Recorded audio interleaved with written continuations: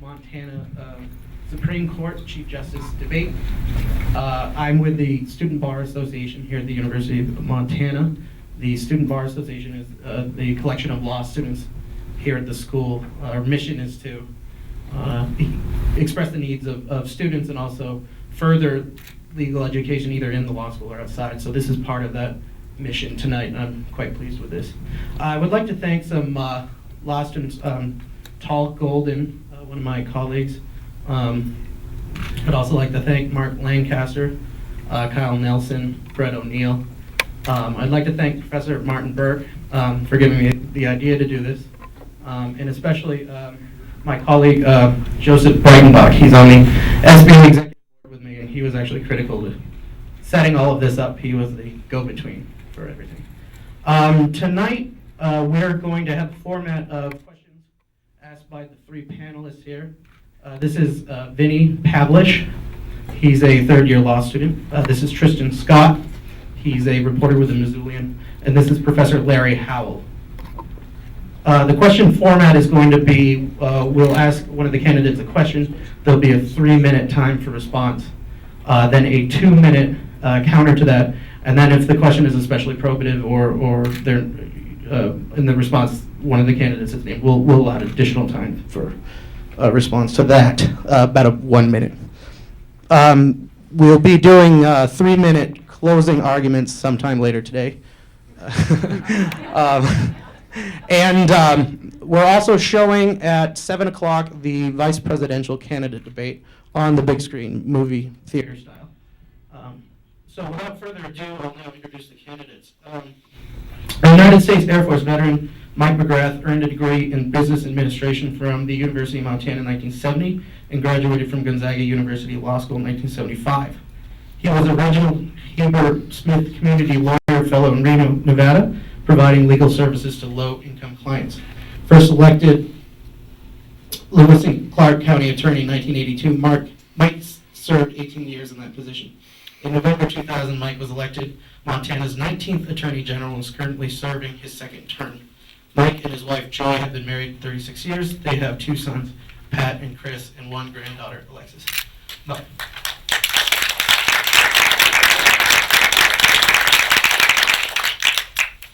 Ron Waterman is a graduate of the University of Montana School of Law. In his first year out of law school, Ron was the law clerk for Judge William J. Jamison. Following the clerkship, he joined Goff, Booth, Shanahan, and Johnson, one of Montana's oldest law firms in Helena. Ron is now a lead attorney and a senior partner at the firm, and he has enjoyed extensive appellate practice, having presented nearly 100 cases in the Montana Supreme Court and Federal Appeals Court in San Francisco. He is admitted to practice before the U.S. Supreme Court.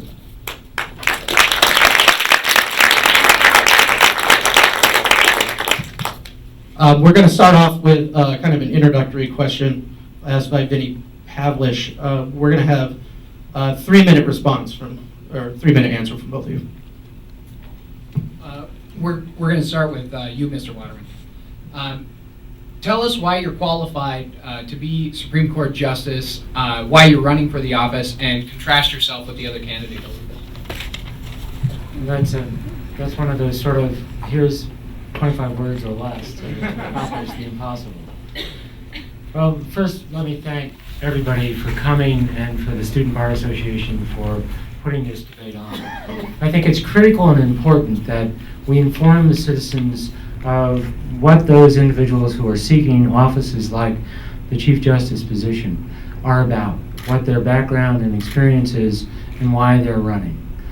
I believe that I am the best of the candidates for the Chief Justice for a number of reasons. One has to do with the breadth and depth of the experience that I've had. I've had 40 years of litigation experience across the state, representing individuals, rich and poor, representing corporations, representing ranch businesses, representing farmers, doing water law, doing any of a variety of things, all of which ultimately takes its way and finds its way to the Supreme Court of Montana. I think it's important that when we elect a justice to the court, that justice brings with them the practical experience of having tried cases, the experience of having the ability to find consensus among disparate groups, the experience that they have to be able to focus on issues that will confront the judiciary, and an overriding and probably focused attention on our constitutional rights and on assuring that the justice system operates to deliver justice to people across this state. I believe I'm an effective administrator, having lived all of my life in a law firm, which means that I know what consensus building is about, as opposed to being able to give an order and have it followed. Those who know lawyers and work with lawyers know that, as somebody said, they're just sort of a different breed of cats. I remind myself, however, that you can always get some consensus with cats with enough cream and enough tuna fish. So it's all a matter of how you approach issues. I believe one of the most distinguishing features between myself and my opponent is I'm not a politician. And I think that's one of the values that Montana wants in its court, a non-partisan court, so that we don't have people worried about whether or not justice is going to be delivered because of who they are, who they know, or what their party affiliation is. Instead, I think the fact that I'm nonpartisan and don't bring political baggage, the partisan politics with me, I think is an advantage to me leading the court. Finally, I'm ready to take on this position and sit and work on all of the cases that come to the court. We undoubtedly will talk about whether or not my opponent is or is not going to have to disqualify himself because of his current position. But that, nevertheless, distinguishes, I think, myself from my opponent. Thank you. Thank you, Mr. Mcgrath. Well, thank you for having us. Thank you to the student bar for organizing it, and thank you all for coming and having an interest in this race. I too think it's important that you evaluate the experience and background of the two candidates in making a decision as to who to support for the position of Chief Justice. I started early in my career. I made a commitment to working in public service, and I worked for legal services while I was a student in Spokane, then in Reno, and I served for 20 years on the Montana Legal Services Board of Directors. When I came back to Montana, I worked in the Attorney General's office for 6 years, primarily with an appellate practice, but involved in a lot of litigation issues as well, most of those on the civil side.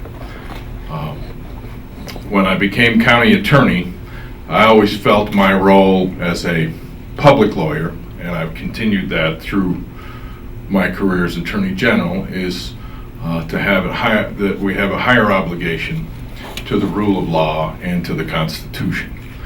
I spent a lot of time in the courthouse, 18 years, tried a lot of cases, tried a lot of jury trials over the course of those years. So I have a great understanding of what happens in the courthouse, what happens in the district courts and the lower courts as well.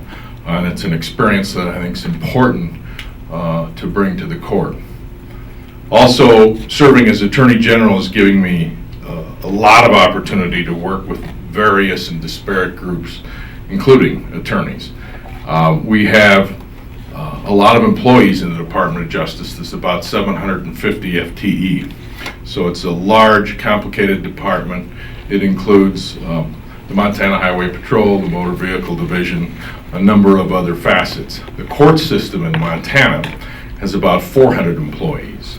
And part of the responsibilities for the Chief Justice is to assist with the management of that system. I have a lot of management experience. I have a lot of ideas that I think can be used to make the Montana Supreme Court and the court system in Montana much more efficient and operate better for all people in this state.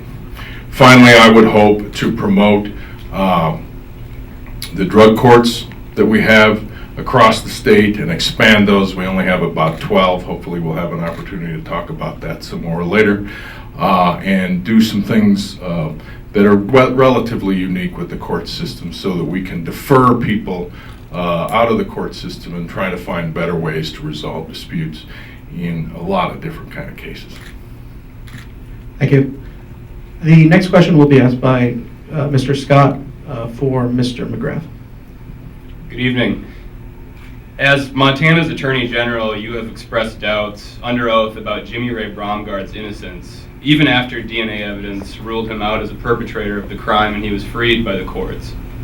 How can we be confident that the Montana Supreme Court's next Chief Justice will have an open mind on criminal cases asserting new evidence or other evidence of someone's innocence? Well, Bromgard is a fairly complicated and extensive case, and I won't go into all the details about it. Suffice to say that this is a gentleman who was convicted of an assault on a child in Billings in the 1980s. He was convicted, appealed, his appeal was upheld, he went to, his conviction was upheld, and he went to prison. As Attorney General, I was later contacted and asked if we would consent to allowing for DNA testing. At the time that Mr. Bromgard was convicted, we didn't have the ability to do DNA testing that we do today. I agreed to that, even though under Montana law there was no process and no procedure for post-conviction DNA testing.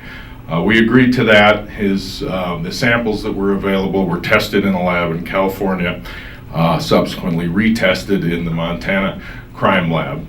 And it turned out that the sample that was there was not Mr. Bromgard's biological specimen, based on the DNA testing. We then did an extensive review of the transcript. I personally read the transcript 2 or 3 times, talked to the prosecuting attorney and the county attorney in Yellowstone County, which is where he was convicted, and made a decision that we should ask the courts to dismiss the charges against Mr. Bromgard and release him from prison. So that's what I did. Mr. Bromgard then subsequently sued the state. Mr. Waterman was his attorney. He and I have a disagreement, I suspect, over various aspects of that case, as you often do when you get involved in litigation. But ultimately that case was settled. Mr. Bromgard got a very good settlement. And that's where the case is today. It's been settled. It's still pending against Yellowstone County. Mr. Waterman, a 2-minute response, please. The broader issue, I think, deals with how the individual justices will look at new evidence and whether or not that new evidence will sponsor them to seek to remediate what may be a societal wrong. In the Bromgard case, I think what my opponent neglects to talk about is the deposition testimony in which he mentioned that in trying to defend the action of continuing to accuse my client of being involved despite the exoneration, he said a number of things about how perhaps the crime scene evidence of semen could have been deposited there, pointing a finger, unfortunately, at family members and others. I'm not going to go into all of that detail, but just simply to highlight what the victim's father said about that testimony, which was it was the most disappointing thing that he had ever had, because he felt that as a victim and as the father of the victim, his good name had been diminished by the accusations that were made to try and justify the continuation of an accusation against an innocent man. I think there's some other issues there. They are whether or not, when the evidence became clear that the crime lab had found 3 people guilty of crimes they didn't commit, and a call was made to the Attorney General to look independently at all of the hair evidence examinations. What the Attorney General did was defer and refuse to do that. He did that despite, I think, calls not only from myself and my co-counsel, not only requests by his chief criminal deputy, but by others who were involved.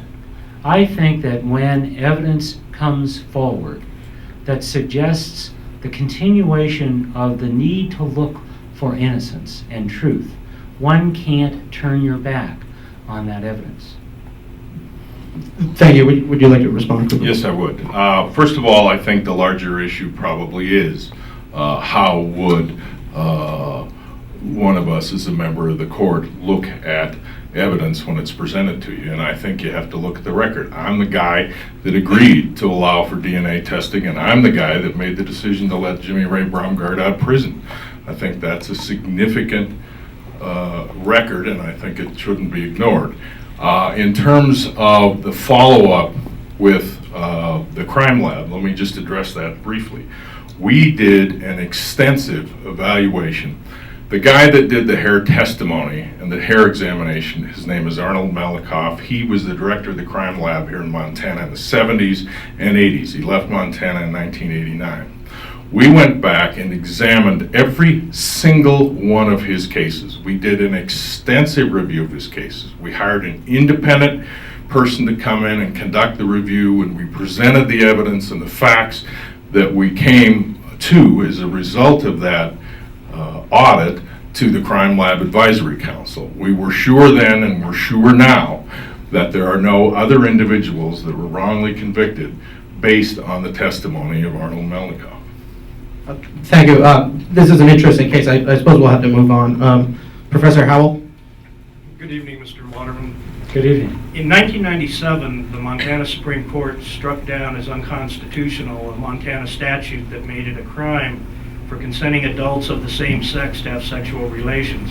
I believe the lead attorney handling the challenge to that statute was with your law firm. That's correct. 11 years later, that unconstitutional statute is still on the books because the legislature has refused to acknowledge the court's decision. What do you think that says about the state of relations between these two co-equal branches of government? And if elected Chief Justice, what do you think you can do to ensure the court's constitutional role is respected by legislators?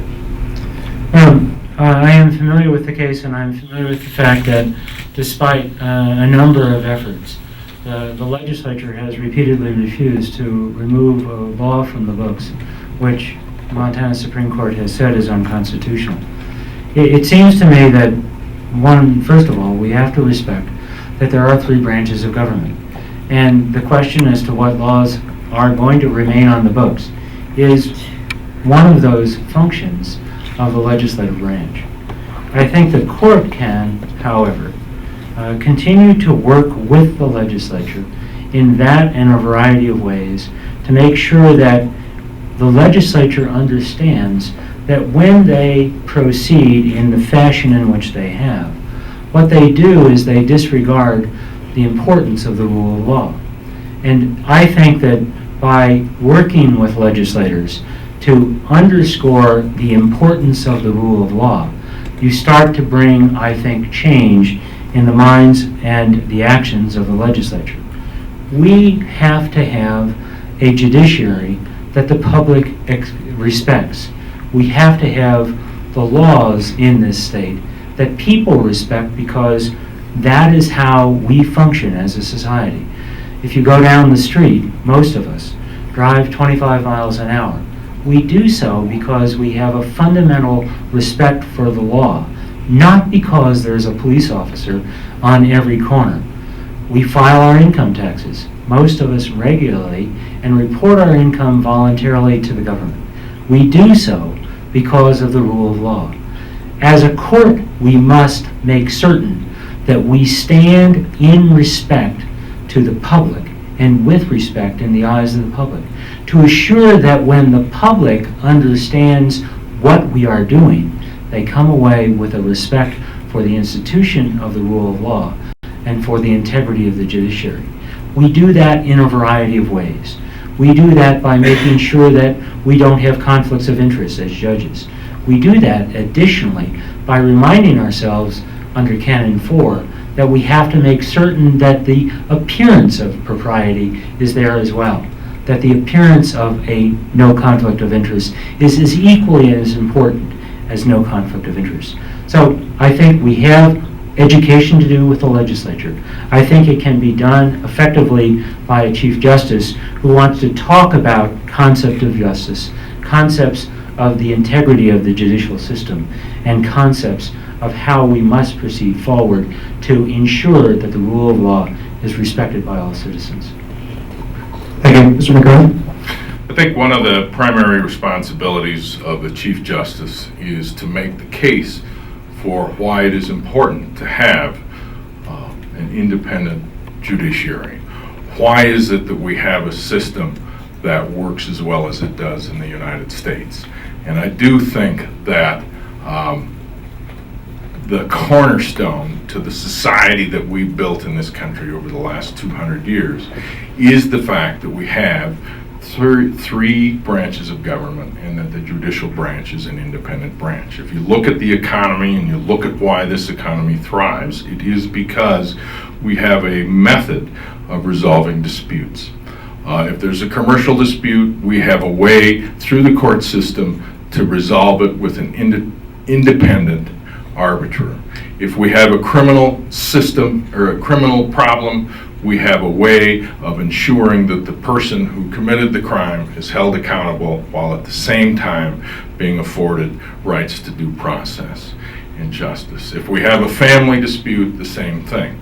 And I think it's important to make that case. In other countries, we don't have an independent judiciary. If you look at what happened in Pakistan just recently, President Musharraf wanted to hold on to power. And the first thing he did was he arrested and jailed the members of the Supreme Court.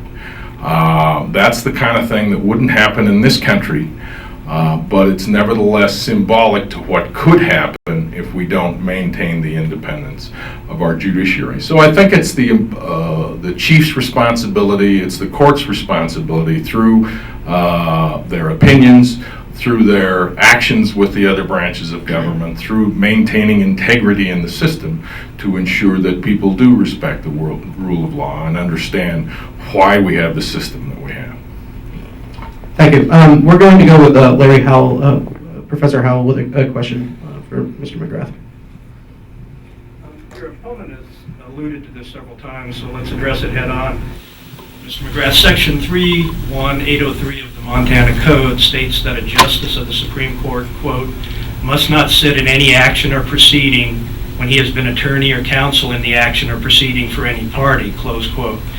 As Attorney General, your name's listed as counsel of record in all criminal cases currently pending in the Supreme Court, and each brief from the state is signed in your name by the staff lawyer who wrote it. Yet you've stated that you will only disqualify yourself from deciding criminal cases on appeal that you were personally involved with, rather than all cases in which you are listed as counsel of record. Can you explain why deciding a case in which you are listed as one of the attorneys is not contrary to the disqualification statute?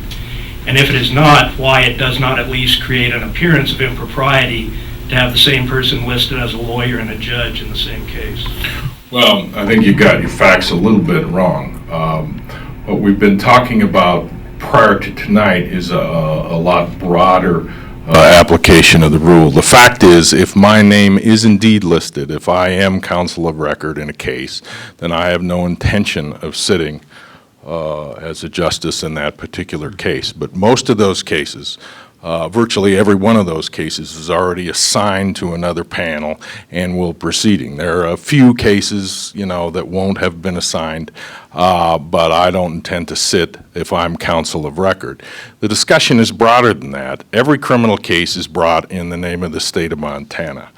I don't know anything about a criminal charge that was filed yesterday in Libby or somewhere else, even though the state of Montana is a party. I'm not counsel of record. I'm not named as counsel in those kind of cases. And there's nothing that would preclude me from sitting on one of those cases.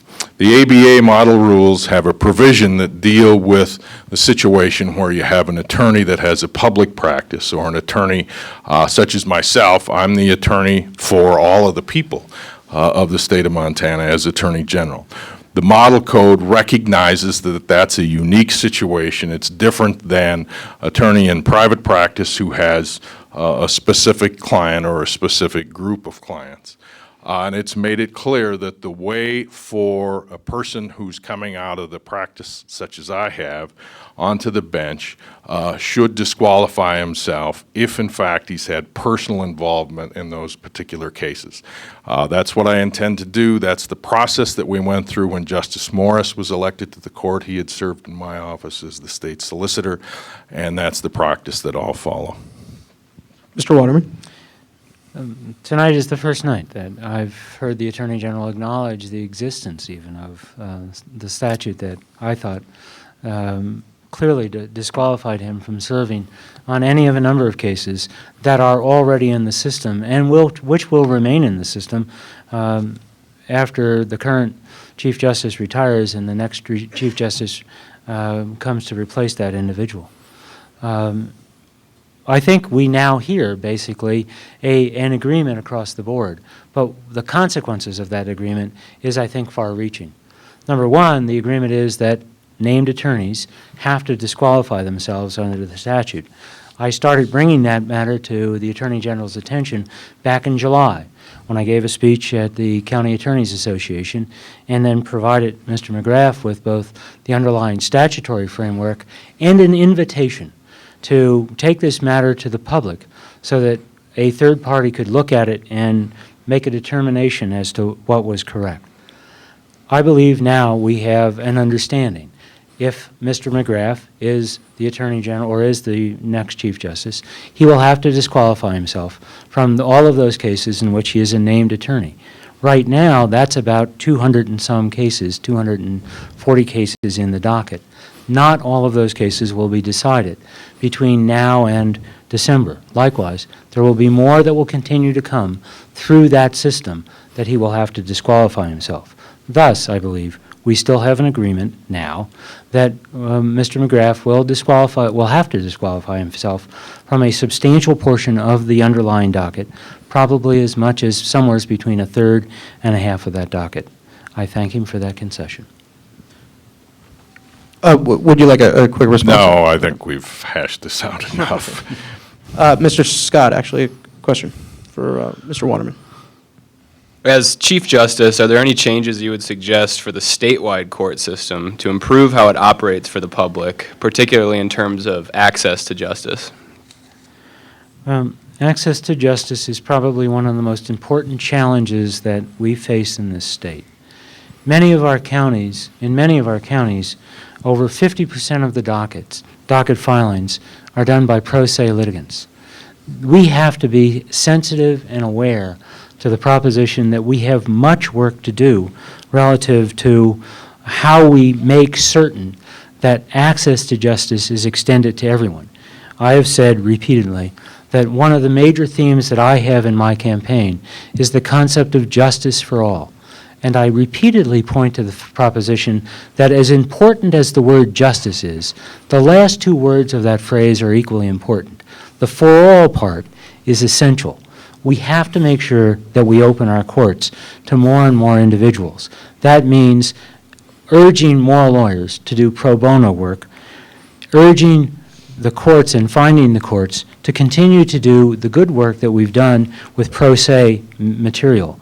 2 years ago, there was some money and a first-time grant made available to make sure that pro se programs were administered across the state of Montana. What we see now is that there are pro se forums being developed in almost all judicial districts, and in many of them, there are individuals called self-help clerks who are trained to assist individuals with user-friendly forums so that they can file matters. That's the first step in the right direction. But there is much, much more to be done with respect to the district courts, and those district court needs are very, very wide and they are very, very deep. One of those district court needs is, as I've pointed out repeatedly, we have district court judges, 5 of them across the state, who don't have law clerks, 6 who don't have administrative assistants.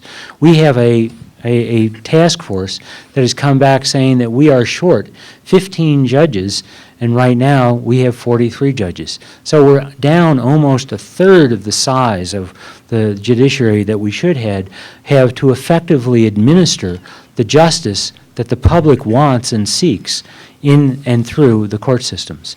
Our district courts take the blunt of all of the filings that are out there on the major civil cases and the major felony cases. Over 42,000 cases were filed last year in the district courts. Yet, they are still struggling and they are underfunded. We need to both increase funding, but then also focus our needs to make sure that the access to justice that I think the people deserve has to be delivered, and delivered in some unique ways in this state, given its vast terrain and somewhat rural nature of many of our courts. Thank you. Mr. McGrath? Access to justice is an issue that I've worked on all of my career. As I said, I started as a legal services attorney. I spent a lot of years on the board. It's not an issue that is new to our court system, certainly not new to Montana, but we've not done a lot to resolve the issue. Now there are some interesting things happening out in the courthouses with the advent of these self-help law centers that have been started as a pilot project in a couple of communities. I think it's a great idea. I think it's the kind of thing that we need to do, not only the court system, but the entire bar as it in its entirety needs to help people get the questions answered that they need answered. Sometimes they don't need an attorney. Sometimes there are things that can be resolved for them through an access to justice self-help center. There are forms available. The technology that is available now and that is in use now by most of our population allows us to do a number of things in this area that we didn't have the ability to do before. So that's one place to place a great deal of emphasis. The other is the pro bono work done by members of the bar. There are many members in our profession who do not meet the ethical obligation that they have to represent people without a fee. And I think it's incumbent upon the courts to work with attorneys and work with the members of the bar to improve the record that we have in that area. Thank you. The next question will be from Mr. Pavlish for Mr. McGrath. We were talking about a little bit earlier when the legislature disagrees with a decision from the Supreme Court, which happens with relative frequency. Oh, I can't imagine that. Another way that the legislature sometimes deals with that disagreement is a practice of enacting temporary and contingent statutes in case a preferred statute is struck down. How would the existence of a contingent statute affect your analysis and deliberation? Well, that's a student a question asked by a law student, I guess. You know, a statute's a statute, and either it has an effective date and it's an effective statute, or it's not. So you'd analyze the statute based on what is passed. At least that's how I would look at it. Many times the court writes an opinion inviting the legislature to resolve the issue. If you read, you know, there are many, many opinions that the court writes and says, this is the ruling today because this is what the statute says. If the legislature wants to change the statute, then the ruling would be different under a changed statute. And that happens commonly. Every session, there are a whole myriad of bills that come forward, some presented by the Attorney General, some presented by the Legislative Council, some presented by the private sector that say, this court did this, we need to fix this statute or resolve this statute. And so it's a very common practice that there is that interaction between the judicial branch and the legislative branch in cases like that. Thank you. Mr. Waterman? I think we have to remember that several things that are touched upon here. First, we have to remember that the third branch of government, the judicial branch, is not either the executive or the legislative branch, and therefore it's not the function of the legislature or of the court to legislate, if you will. As a consequence, therefore, all that the court can do is look at the particular statute that's in operation at the present time. The Attorney General is correct, however. The court also serves in a very, very important role in the way in which it renders its opinions.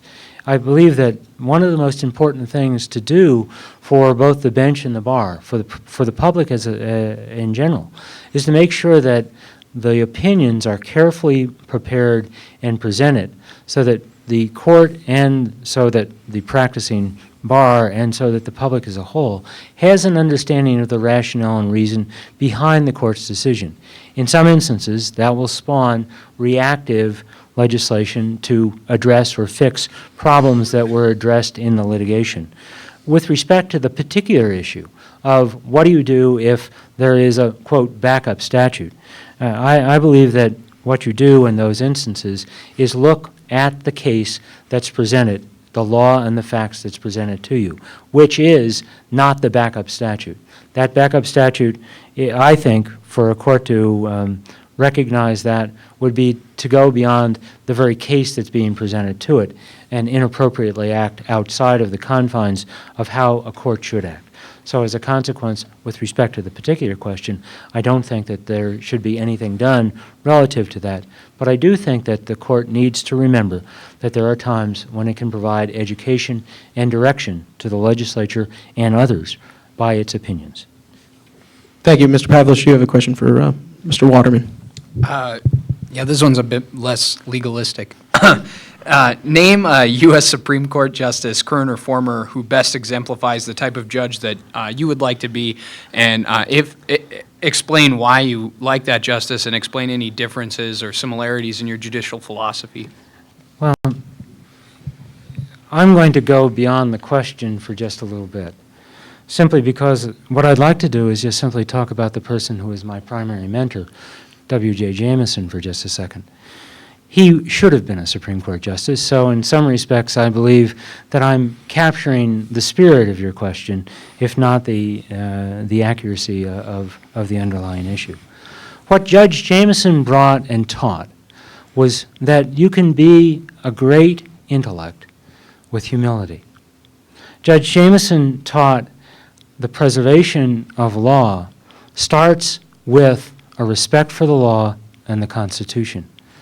It also carries through to how judges deal with other members of the court, with humility and with respect, how you deal with individuals who come before the court with respect, and how you deal with the public as a whole. I believe that those attributes were the hallmark of what made Judge Jameson a recognized jurist across the United States as an individual who was well respected and seen as probably the epitome of what a judge should be like. Those are large shoes to fill. I would be humble to say I would like to follow that example, and I will try and strive as best I can, if elected as Chief Justice, to do so. Thank you, Mr. Mcgrath. I think that in terms of former justices, I'm a fan of Earl Warren, who, by the way, was a politician before he came to the court. Under current justices, I admire Justice Breyer. And I must say I'm certainly intrigued by Justice Roberts and the remarks that he made here a year ago. He talked a lot about the role of the Chief Justice, the kind of things that the Chief Justice ought to do. And in Attorney Generals meet with a member of the court every year, and last year we also had an opportunity to meet with Justice Roberts, and he talked a lot about his philosophy, and people are concerned in the country about the number of 5-4 decisions that have come from the court in recent history. And it appears that Justice Roberts is committed to trying to find a way to build consensus within the court to reduce the number of 5-4 decisions so that in his view at least, the decisions of the court are more meaningful and less political. And he would do that. One of the ways he would do that was by trying to narrow the focus of the decision, and particularly narrow the focus of the decision to the issue that's presented by the facts and evidence in the case before it. Thank you. Next question will be Mr. Scott for Mr. Mcgrath. Many observers of the court believe it has a 4-3 majority that leans to the left politically on many legal issues. How would your addition to the court affect that political makeup? You know, I think it's very difficult to handicap a court and whether they're lean to the left, lean to the right, liberal, conservative. I think it depends on the issue and how you define what a liberal court, what's a liberal court versus a conservative court. You know, my experience is both the far right and the far left are concerned about privacy, they're concerned about individual rights, They're concerned about limitations on government. You know, I'm not sure that one side or the other, in terms of the political spectrum, owns those issues. So I think it depends on what you're talking about. You know, and I don't know how else to answer that other than to say I have a public record, I have a reputation of being fair and impartial, both as a county attorney and as Attorney General, and I would try to continue in that vein, serving as Chief Justice, and sort of let the chips fall where they may in terms of how the cases vote out. Thank you. Mr. Waterman? I tend to also agree that the labels that are attached to the court too often are labels from the eye of the beholder rather than how the court describes. I think I've watched the court carefully enough, and while I recognize that oftentimes there's a 4-3 decision, what my experience tells me is that the 4 isn't always the same 4 and the 3 isn't always the same 3. And today's decision, which is a 4-3 decision one way, by several members of the court, may be entirely different as to a 4-3 decision in the next day.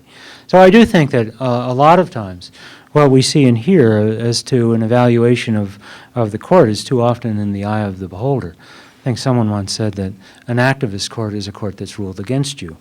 And so as far as the issue, the underlying issue, as to how my presence would be there, I too have a record. I have a record of a great deal of involvement on public issues, from gender equity to stream access to the public defender system, which I'm very proud of having a hand in developing. And it seems to me as though what I bring to the court is that perspective. I think that I bring 40 years of experience in courtrooms representing individuals, seeing and understanding how the law impacts them and their lives, and I think that's a critical importance, that we have individuals who have in fact stood in courtrooms with clients and heard juries render decisions, who have seen the consequences of decisions of agencies and then challenge those agencies to undo sometimes the overreaching of state agencies and the like. I will bring my life experience to the court. I believe that that will probably mean that the court will be somewhat influenced by what I have, but I also recognize that I'm one person of 7, and so therefore that will be the influence, whatever influence I have on them. Thank you. The next question will be Professor Howell for Mr. Waterman. The Montana Supreme Court has a unique judicial remedy called the writ of supervisory control. And through the writ, the court has given itself the power to immediately review potentially erroneous rulings by trial judges that would normally have to wait to be appealed until after final judgment had been entered, often months or years away. This writ has been controversial over the years. The district judges uniformly resent it, and the court has struggled to use it consistently. What are your views on this unusual remedy and when the court should use it to take over litigation in lower courts?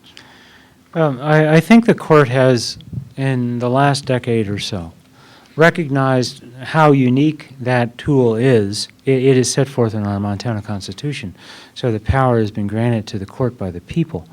But nevertheless, those powers, I think, have to be used sparingly and consistently.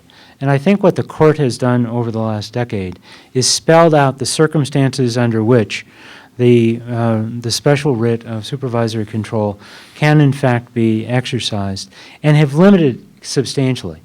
I think back over the 40 years of practice that I've had. When I started practicing, going to the court on a special writ was something that was done with a fair amount of frequency.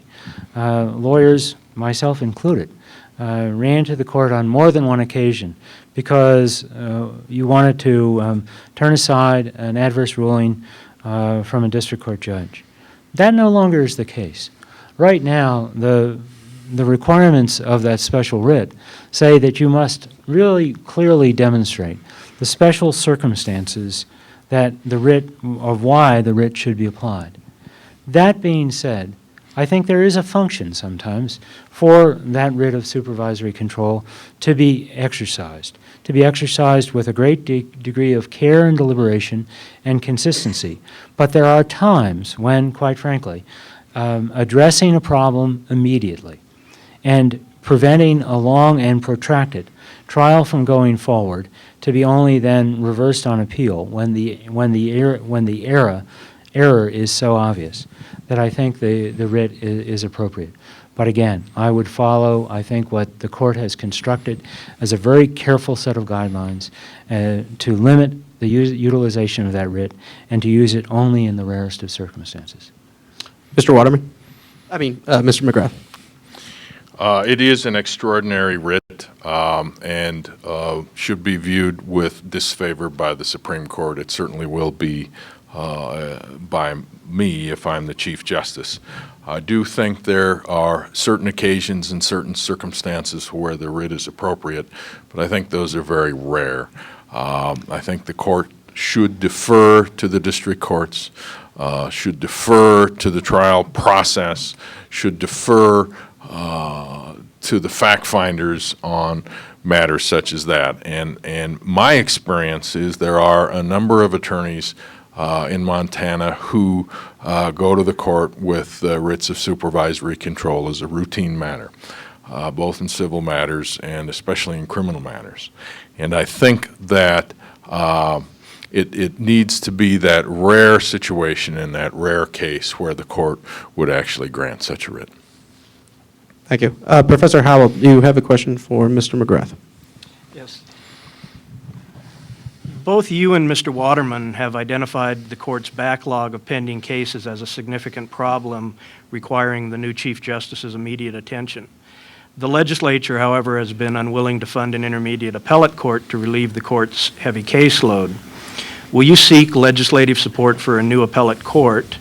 And what other specific steps do you believe the Chief Justice can take to address the backlog, especially since the court's internal operating rules governing how the court functions on a day-to-day basis and handles cases can only be amended by a majority of all 7 justices? I would not support a bill to create an intermediate appellate court. I opposed the bill when it was presented last time, which I think was either in the 2003 or 2005 session, 2003.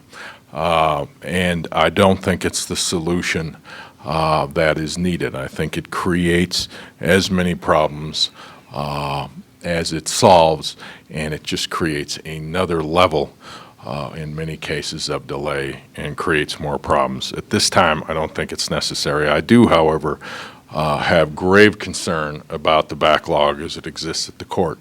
The Lee papers wrote a story earlier in this year that talked about the fact that there were over 70 cases that had been submitted. They've been briefed, argued, and submitted. We're waiting for a decision that were there over a year. It is not unusual for cases to be 2 years old, and sometimes there are cases that don't get decided for 3 years. That's very inappropriate. The Montana Constitution gives individuals the right to a speedy remedy, and I don't think you can make an argument that waiting 2 years for a Supreme Court decision is a speedy remedy under any circumstances. I do think there are a number of things that the court can do to make its process much more efficient, and I've talked about them a lot. I think that the issuance of more memorandum opinions is an appropriate thing to do. It's a tool that the court can use. It uses now, but could be used a lot more often. In Montana, because we don't have an intermediate court of appeals, the Supreme Court takes every case that is appealed. If you're involved in litigation and you want to appeal, you're entitled to an appeal in virtually all cases. So the court takes a look at them. That doesn't mean they need to issue elaborate opinions about those matters. Many of them are already been resolved with established precedent. Many of them don't raise unique or fundamentally different issues, and there are a few cases that would warrant an 80-page opinion or a 60-page dissent. Now, to be sure, there are some, There are some, but they're certainly not the majority. The other thing the court, we can do is establish a court commissioner or use the clerk for routine matters. It is not unusual to get an order signed following a motion for extension that's signed by all 7 justices. There's really no reason for that. The court shouldn't be dealing with those kind of routine issues, orders to respond to certain matters, for example, a writ of habeas corpus or a writ of supervisory control. Those are not issues that every member of the court needs to be involved with. The Ninth Circuit has a court commissioner. It would be a good thing to implement in Montana. Thank you. Mr. Waterman? The issue of an intermediate court of appeals, I think to some degree I've already addressed, and that is long before I spend political capital trying to convince the legislature to fund an intermediate court of appeals, it seems to me as though first we have to provide the ability of our district courts to actually function in a timely fashion with respect to all of the cases that are before it. So we have to make sure that the court personnel is there, the staffing is there, and the like. Our backlog is the result of a number of factors, not one of which is, by the way, the length of opinions that the Supreme Court has issued. If you look through the decided cases, what you'll see is there's only been one case in the last 8 years that was 90 pages long. There's only been one dissent that was 60 pages long. And there's only been 6 cases that have been 50 pages or longer. So it's not the length of the opinion.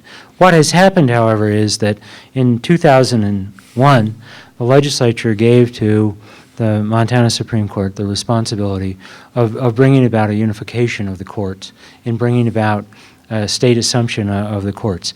They didn't fund that effort with a penny. What they did was they basically said, here's a task, you do it, and do it with the resources at hand. The court did it, and I think they did it remarkably well. During that past decade, the court has struggled mightily to get the legislature to fully fund its staffing needs, both in personnel and technology. That was finally accomplished in 2007. Since then, the backlog has been readily addressed. It's been addressed in a number of ways, some of which actually my opponent proposes as ideas that he has, but they're going forward and they're in place already. So what we've seen in the last year is a large number and a larger number of memorandum-type opinions where the court recognizes that the law is established law and has commented that, therefore, there's no need for a lengthy opinion. Right now, in the upcoming legislative budget, there is a position for a law clerk to handle the motions and to prepare all of those motions and present them to the court. The one thing, however, that I differ with my opponent on is simply this. Even though they're mundane and perhaps routine functions, right now all of those functions are judicial functions. Extensions are judicial functions, and we should not allow those judicial functions to be carried out by non-judicial officers. If we are going to have a full court commissioner, like they have in the Ninth Circuit, that means, I fear, a change in our Montana Constitution and a change in some statutes. What the Montana Supreme Court has done in its budget is ask for enough money to have a clerk assigned to do those tasks and then to present the orders to the court for signing. I would support that resolution of it. Thank you. Would you like a brief response? Well, the only thing I'd say is I'm not sure that more money is necessarily the answer. There are 25 clerks up there now. Some of them aren't being fully utilized. I think it's a matter of looking at what we have, what the resources we have are, and finding ways to be more efficient in how those resources are utilized and getting a commitment from the court to work more efficiently. The other thing I would say, and it's important to say this, is the backlog is not the result of current members of the court not working hard enough. All of those members of the court do work extremely hard. They put in long hours. So that's not the issue. The issue is how can the system be more efficient? Thank you. I believe we're running out of time, so we're going to go to closing statements. We flipped a coin, and Mr. Waterman, would you like to go first? Thank you. Well, Thank you very much for, again, the opportunity to appear this evening, and I know that this is being recorded, so hopefully it will be spread out across the state. I think it's critically important that the people of the state of Montana have an opportunity to see those two individuals, one of whom will become the next Chief Justice of the Supreme Court of Montana, and therefore the head of the third branch of government. That means this issue is, to some degree, between the skills and abilities that my opponent and I bring, the experiences that we have. But there's another issue here, and I submit that it's that larger issue that I want to talk to for just a second. This is really a race focusing on the question of the judicial integrity of the judiciary and how that will function. I have repeatedly said that I believe that the next Chief Justice has an opportunity to take the court and move the court closer to the goal of achieving justice for all. It is a promise we make in our Constitution, in both our federal and our state constitutions. Moreover, we say that promise every time we pledge allegiance to the flag. The last phrase speaks of justice for all. It's broken down, as I've said before, into two parts. One is justice, to make sure that all persons receive fair and due consideration in an unbiased way with a court that's independent and non-political. But it also has to include the words for all. We have gone straight, we've done great strides toward that goal. The public defender system brought into the mainstream individuals who were impoverished but accused of felonies, who now have opportunities to receive qualified counsel. We have much to do, however. There is a tremendous amount of our population who is still underrepresented. We talked tonight a little bit about the access to justice issues, but we have to make sure that the justice issues are open to everyone. Those individuals who are poor, those individuals of modest means, those individuals in our society who suffer from mental illness, those individuals who are compromised one way or another. If we are promising justice for all, we need a Chief Justice with a vision and with the energy to move toward that goal. I believe I am that individual. I believe I am the candidate with that vision and with that passion to assure that the promise we make is a promise we will fulfill for our Montana citizens. Thank you, Mr. Mcgrath. I think in deciding which candidate to support, you need to examine the history and the record that each of the candidates has. I've dedicated my career to public service. I believe that, I've always believed that because of public service, I have a higher obligation to the rule of law and the Constitution. And I've run my office as a prosecutor and as Attorney General accordingly. That's a record of 32 years of service that can be looked on, and you can make a decision about what you think I would do serving as Chief Justice. Let me just take a minute, though, and talk a little bit about one of the issues that didn't come up, and that's the program that is existent across a few courtrooms in our state, and that's the drug court program. Drug courts exist in about 2,000 courthouses across the country, and they've proven to be extremely effective at reuniting families, diverting people from lives of crime, keeping juveniles from getting into the criminal justice system. They're unique in that they sort of move away from this traditional adversary system that we've been taught that we have to employ, and they involve let's say you started a drug court program involving family law cases. You would be dealing with cases where the state has stepped in and removed children, put them in foster care because of their parents' drug abuse and their parents' inability to parent those children.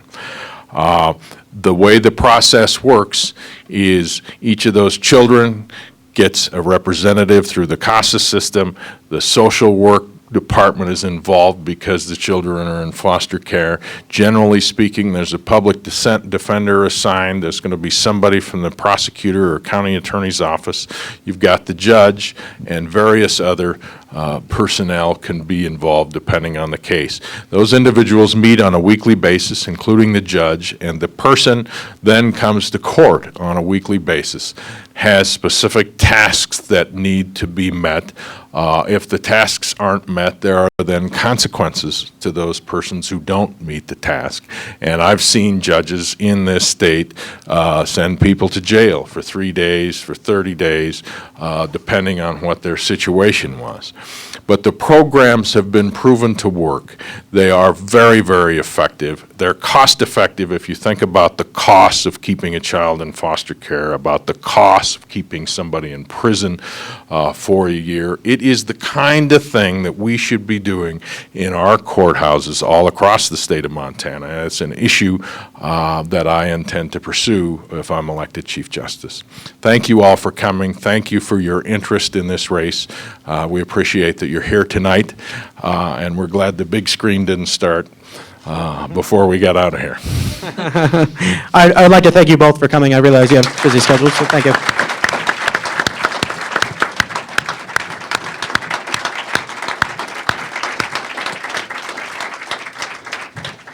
We'll be having a brief intermission. If anyone wants to stay around and watch the big show, it's on in approximately 10 minutes. Thank you.